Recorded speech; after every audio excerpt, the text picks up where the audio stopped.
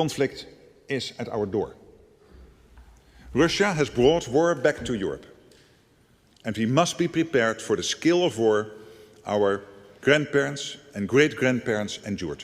የምዕራቡ ዓለም የወታደራዊ ጥምረት ኔቶ ዓለምን የሚያገለባብጠው የመጨረሻው መጀመሪያ ተቃርቧል ሲል በይፋ አስታውቋል። ሩሲያን በሁሉም አቅጣጫ ከቦ እንደ ሐረግ እየተሳበ የሚገኘው ኔቶ በፊንላንድ፣ ፖላንድ ከሁሉም ትልቁን የጦር ሰፈር ባቋቋመበት ሮማንያን ጨምሮ በተለያዩ የአውሮፓ ሀገራት እያጠናከረ የመጣውን የጦር ዝግጅት የተመለከቱት ፕሬዚዳንት ዶናልድ ጄ ትራምፕም የሩሲያ ዩክሬን ጦርነት ሶስተኛው የዓለም ጦርነት ላዋልድ እጅጉኑ ተቃርቧል ሲሉ ተደምጠዋል።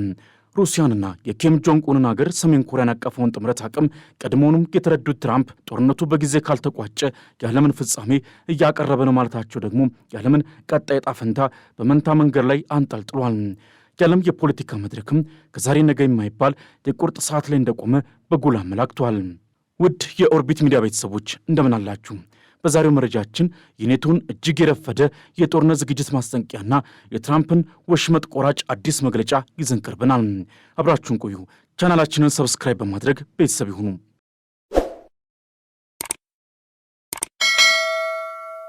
በሩሲያ ዩክሬን ጦርነት እንደ ወራጅ ወንዝ የሚፈስ የሚመስለው የዲፕሎማሲ ውይይት ዛሬ ላይ እንደ ሾህ የተሰነቀረ እንደ ድንጋይ የጠጠረ እውነት ይዞልን መጥቷል።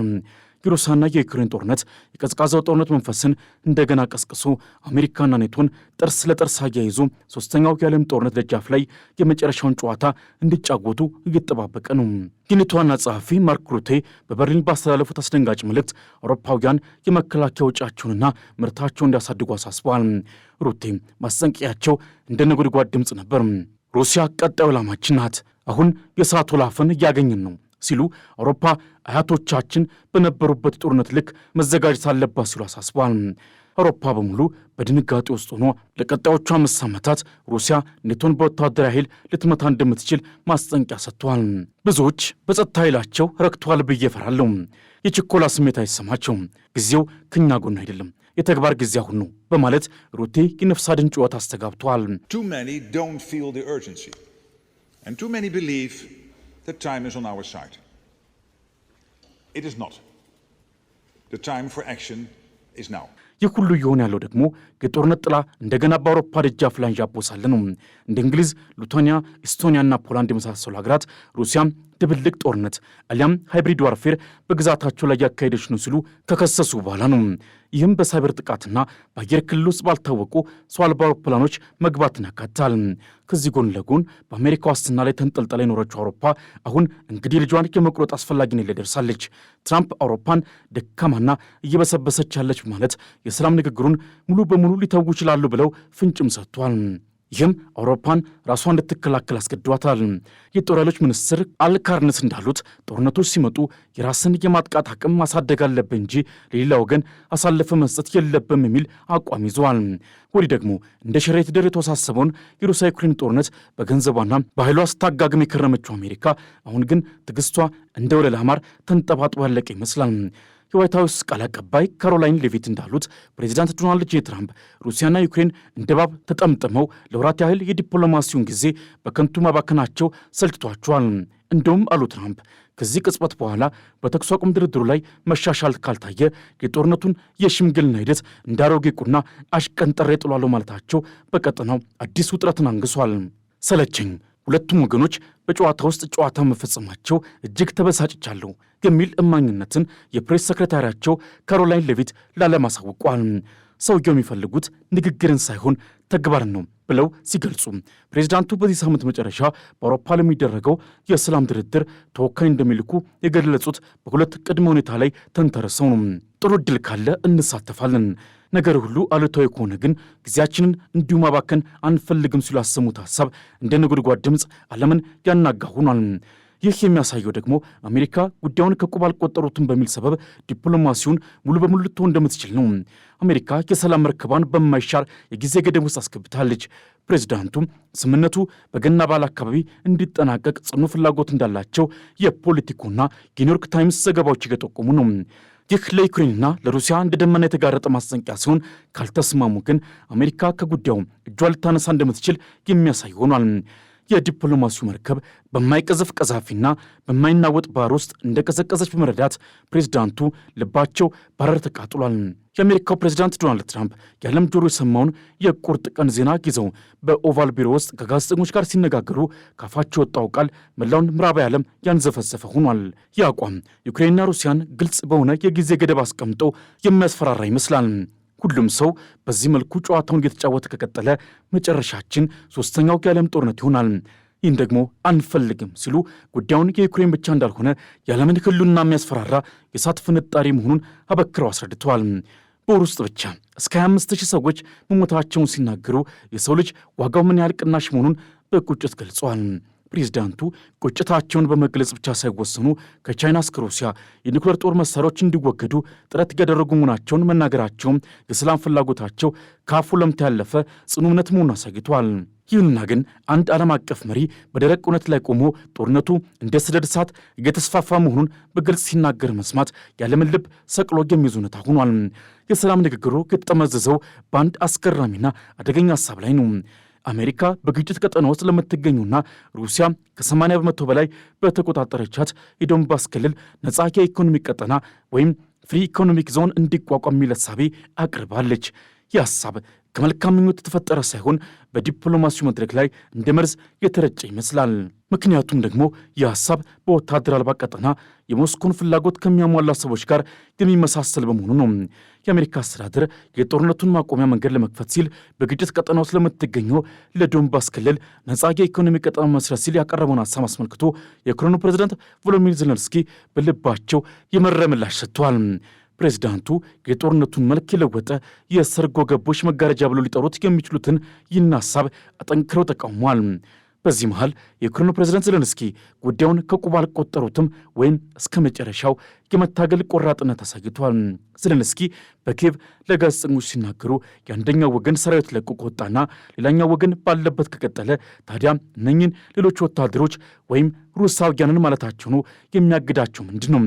ወይስ ራሳቸውን እንደ ሲቪል አድርገው በመደበቅና ይህን ነጻ ኢኮኖሚ ቀጠና በመቆጣጠር የሚከለክላቸው ምንድን ነው?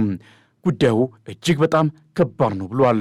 ይህ ማለት አሜሪካ ለጥፋት የተጠጋ ድልድይ እየገነባች ነው በሚል ስጋት ውስጥ ሆነው የዩክሬን ሰራዊት ከዶኔትስክ ክፍሎች እንዲለቅ መደረጉ የሩሲያ ኃይሎች ጦር እንዲቆጣጠሩ መንገድ ይከፍታል የሚል ጽኑ እምነት አላቸው። ይህ ትንታኔ የሕግ ክፍተት እንዳለውም ያሳያል። ዩክሬን የዶኔትስክን መሬት ለቃ ስትወጣ ሩሲያ በሲቪል መሬት የተደበቁ ሰርጎ ገቦችን ወይም ኢንፊልትሬተርስ ልካ ቀጠናውን በደም የተነከረ የእርስ በርስ ግጭት ልትፈጥር ትችላለች የሚል ስጋት በኪየቭ በኩል አንዣቧል። የግዛት ይገባኛል ጥያቄ በተለይም የዶኔትስክና የዛፖሪዥያ የኒኩሌር ኃይል ማመንጫ አነታራኪ ወሳኝ ጉዳዮች ሆነው ቀጥለዋል። ዜሌንስኪ የአገሬን ቀጣይ ዕጣ ፈንታ ሕዝቡ እንጂ አንድ መሪ ሊወስኑ አይችልም በሚል የትኛውንም የግዛት ስምምነት በብሔራዊ ሕዝብ ድምፅ ወይም ሪፈረንደም ማለፍ እንዳለበት አበክረው አሳስበዋል። ይህ አቋም የአንድ ሉዓላዊ አገርን ክብርና ዋጋ በአንድ እንጨት ላይ ሰቅሎ የሚያሳይ ሆኗል። በአንድ በኩል ዶናልድ ትራምፕ የሰላም ሰዓት ሲያጣደፉ፣ በሌላ በኩል ደግሞ አውሮፓ በጦርነት ጥልቅ እንቅልፍ ውስጥ እንዳለች ማስጠንቀቂያ ተሰጥቷል።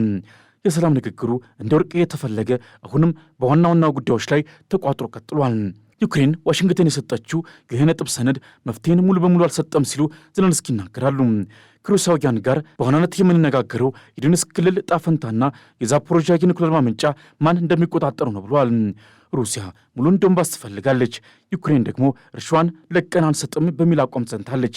ዜሌንስኪ የጦርነቱ ፍጻሜ ሁለቱም ወገኖች ያሉበት ቦታ ላይ ጸንተው የሚቆዩበት ፍትሐዊ ውጤት ሊሆን እንደሚችል ተናግሯል። በአንድ በኩል የሰላም ሰዓት እየተጣደፈ፣ በሌላ በኩል ደግሞ የጦርነት ነጋሪት እየተጎሰመ ነው። የኔቶ ዋና ጸሐፊ ማርክ ሩተ በበርሊን ባስተላለፉት ልብ አንጠልጣይ መልእክት አውሮፓውያን ከጥልቅ እንቅልፋቸው እንዲነቁ የነፍስ አድን ጩኸት አስተላልፈዋል። ሩሲያ ቀጣዩ ዓላማችን ናት፣ ይህ የእሳት ወላፈን እያገኘን ነው ሲሉ አውሮፓ አያቶቻችንና ቅድመ አያቶቻችን ከኖሩበት የጦርነት ልክ መዘጋጀት ሳለበት ሲሉ ማሳሰባቸው የኔቶ መሪ ማስጠንቀቂያ የተራ ማስፈራሪያ ሳይሆን ከባድ ወታደራዊ ትንታኔን የተመሰረተ መሆኑን ያሳያል። ሩሲያ ኔቶን በቀጣዮቹ 5 ዓመታት ውስጥ በወታደር ኃይል ልትመታ እንደምትችል ግምታቸውንም አቅርበዋል። የቀዝቃዛው ጦርነት ማብቂያ ላይ አውሮፓ በአሜሪካ ዋስትና ላይ ተኝታ ነበርም። አሁን ግን ትራምፕ ከጥገኝነት ወጥተሽ ራስሽን ጠብቂ እያሉ ሲጠይቁ ሩተም ብዙዎች በጸጥታ ረክተዋል፣ የችኮላ ስሜት አይሰማቸው፣ ጊዜው ከኛ ጎን አይደለም የሚል ከባድ የሞራል ድብደባ ሰንዝረዋል። ይህ ማለት አውሮፓ በራሷ ወታደራዊ አቅም ላይ መመካት አለባት የሚል ሆኗል። የእንግሊዙ ጦር ኃይሎች ሚኒስትር አልካርነስ የጦርነት ጥላ የአውሮፓን ደጃፍ አንኳኩቷል ሲሉ ሀገራት የማጥቃት አቅማችንን መጨመር አለብን የሚል አቋም ይዘዋል። ይህ ለኔቶና ለሩሲያ ሰዓት ላይ ቤንዚን ማርከፍከፍ ሲሆን ሁለቱም ወገኖች በሙሉ አቅማቸው ለጦርነት መዘጋጀታቸውን ያሳያል። የጦርነት እሳቱ በዩክሬን የጦር ግንባር ብቻ ሳይሆን አውሮፓን በስውር እጅ እያመሰ ነው። ሩሲያ በግልጽ ባልሆነና ባልታወቀ መንገድ በኔቶ አባል ሀገራት ላይ ድብልቅ ጦርነት እያካሄደች ነው። ሊቱዌኒያ፣ ኤስቶኒያና ሌሎችም ሀገራት በድሮን ጣልቃ ገብነትና በከባድ የሳይበር ጥቃቶች እየተመቱ ነው። ይህ የሚያሳየው ሩሲያ በሰላም ጊዜ የጦርነትን ሥራ እየሰራች መሆኑን ነው። የውጭ ፖሊሲ ተንታኞች እንደሚሉት ይህ የሩሲያ ስልት የኔቶን መከላከያ መስመር ለመፈተንና በምዕራቡ ዓለም ላይ ፍርሃትን ለመንዛት ያለመ ነው። ከዚህ ሁሉ ጎን ለጎን በዓለም ፖለቲካ የኃይል አስተላለፍ ላይ ትልቅ ስብራት ታይቷል። ትራምፕ በቅርቡ ደካማና እየበሰበሰች ያለች አውሮፓ በማለት ሲተቹ የአውሮፓና የአሜሪካ ግንኙነት እንደ ገመድ በሁለት ጎን እየተጎተተ ነው። የአሜሪካ ብሔራዊ ደህንነት ስትራቴጂ የአውሮፓ መሪዎች ከእውነታው የራቀ ምኞት አላቸው ሲል መክሰሱ የአውሮፓን ዕጣ ፈንታ በቀጥታ እንደማትወስን የሚያሳይ ሆኗል። በዚህ ሁሉ ዓለም አቀፍ ውጥንቅጥ ውስጥ የሃንጋሪው ጠቅላይ ሚኒስትር ቪክቶር ኦርባን የአውሮፓ ህብረት የሩሲያን ንብረት ያለ ገደብ እንዲቀዘቅዝ ያደረገው ውሳኔ ህገወጥ ነው ሲሉ ተቃውሟቸውን አሰምተዋል። ብራሰልስ የሪቦኮን ወንዝን ዛሬ ትሻገራለች በማለት ህብረቱን የማይመለስ ጉዳት እንደሚጠብቁ አስጠንቋል። ይህም ለዩክሬን ፋይናንስ ለማድረግ የሩሲያ ንብረትን የመጠቀም እቅድን በተመለከተ የሞስኮ ደጋፊ የሆኑት ሃንጋሪና ስሎቫኪያ በየ6 ወሩ በአውሮፓ ህብረት ውስጥ በሩሲያ ላይ በሚጣሉ ማዕቀቦች ዙሪያ ድምፅን በድምፅ የመሻር መብት ወይም ቬቶ የማድረግ ስልጣናቸውን ስለሚያጡ ነው። በአውሮፓ ህብረት የማዕቀብ ውሳኔዎች በአባል ሀገሮች መካከል የሁሉም ሀገራት ስምምነት ስለሚጠይቁ የሃንጋሪና የስሎቫኪያ ቬቶዎች ሩሲያ በዩክሬን ላይ በምትወስደው እርምጃ ላይ የሚደረገውን የኢኮኖሚ ጫና ለማጠናከር የተደረጉ ጥረቶችን አጎሳስቦ ቆይተዋል። ሃንጋሪና ስሎቫኪያ በአውሮፓ ህብረት ውስጥ ያለውን የቬቶ ስልጣናቸውን በመጠቀም በሩሲያ ላይ የጣሉትን የቅጣት እርምጃዎች ማገዳቸው ይታወቃል። ይህ ድርጊታቸው በሩሲያ ላይ በሚተላለፉ ጠንካራ የአውሮፓ ህብረት ውሳኔዎች ላይ ያላቸውን ጥንቃቄ የተሞላበት ወይም ተቃራኒ አቋም የሚያንጸባርቅ ሲሆን በአውሮፓ ህብረት የሩሲያ ውሳኔዎች ላይ የፖለቲካ መቆም ወይም ፖለቲካል ዴድሎክ አስከትሏል። ሃንጋሪና ስሎቫኪያ በአውሮፓ ህብረት በሩሲያ ላይ ጣሉ አዳዲስ ማዕቀቦችን በተደጋጋሚ ተቃውሟል። ከነዚህ መካከል የህብረቱ 18ኛው የማዕቀብ ጥቅል በቪቶ መታገዱ ይገኝበታል። ተቃውሟቸው በዋነኝነት በሩሲያ ላይ ባላቸው የኢኮኖሚና የኃይል ጥገኝነት ጋር የተያያዘ ነው። በተለይም የሩሲያ የጋዝ አቅርቦት ላይ ያላቸው ጥገኛነት የራሳቸውን ብሔራዊ ጥቅም ሊጎዱ የሚችሉ ማዕቀቦችን ከማባባስ እንዲቆጠቡ አድርጓቸዋል። ይህ የሁለቱ ሀገራት እርምጃም የአውሮፓ ህብረት የቬቶ ስልጣናቸውን ለማለፍ ወይም በተወሰኑ ጉዳዮች ላይ አብላጫ ድምፅን ወይም ማጆሪቲ ዲሲሽንስ ለማስጠበቅ የህግ መንገዶችን እንዲፈልግ አስገድዶታል። ይህ በእንዲህ እንዳለ አውሮፓ ህብረት ሩሲያ በአውሮፓ ውስጥ ያላትን የቀዘቀዘ ንብረት ለዩክሬን እርዳታ ለመጠቀም የሚያስችለው እቅድ እንዲቻል በሃንጋሪና በስሎቫኪያ እንዳይታገድ የሚያስችሉ እርምጃዎችን መውሰዱም በሀገራቱ ዘንድ ተቃውሞን አስነስቷል። የሩሲያን የቀዘቀዙ ሀብቶች ለዩክሬን የመጠቀም ጉዳይ ወደ አላስፈላጊ እርምጃዎች ያመሩናል ሲሉ የሩሲያ የውጭ ጉዳይ ሚኒስትር ሰርጌይ ላቭሮቭ ከቀናት በፊት በጽኑ ማስጠንቀቃቸው ይታወሳል። አሁን ያለንበት ሁኔታ የቀዝቃዛው ጦርነት አብቅቷል ከተባለ በኋላ የመጣ አዲስ የዓለም የፖለቲካ ስርዓት ውስጥ ነው። ይህ ጦርነት ይዞት የመጣው አዲስ ነገር ቢኖር የኃይል አስተላለፍ መቃየርና የአሜሪካ የብቸኝነት የበላይነት ማብቃት ነው። አሜሪካ ከዩክሬን ባሻገር ቻይናና ሩሲያን በኒውክሌር ጦር መሳሪያዎች ቁጥጥር ላይ እንዲያተኩሩ መጥራቷ ዓለምን የዲፖላራይዜሽን ወይም ኃይሎች መከፋፈል ያሳያል። ትራምፕ ከቻይና ጋር ስለ ኒውክሌር ጦር መሳሪያዎች እገት አድርጌያለሁ ማለታቸው የአሜሪካ ትኩረት ከአውሮፓ ይልቅ ወደ ምስራቅ እየተቀየረ መሆን ያሳያል። የሰላም ስምምነቱ በመርፌ ቀዳዳ ውስጥ የሚያልፍ ሆኗል። ትራምፕ በቃ ይብቃ የሚል የሰዓት እላፊ አዋጅ ሲያወጡ ዜሌንስኪ የሉዓላዊነት መብትን በሕዝብ እንጂ በድብቅ አንሸጥም ብለው ጸንተዋል።